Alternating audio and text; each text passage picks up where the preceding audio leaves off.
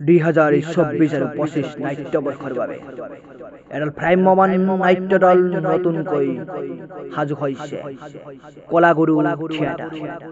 কলাগুৰু theatre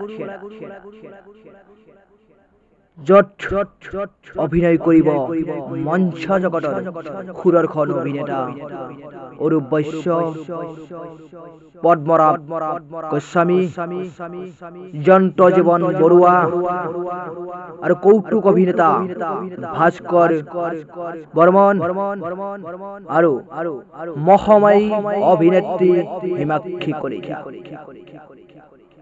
2024 আৰু 25 নাট্যবৰ্ষৰ কলাগুৰু থিয়েটাৰে 3খন ভিন্ন ৰূপৰ নাটক লৈ আহিছে।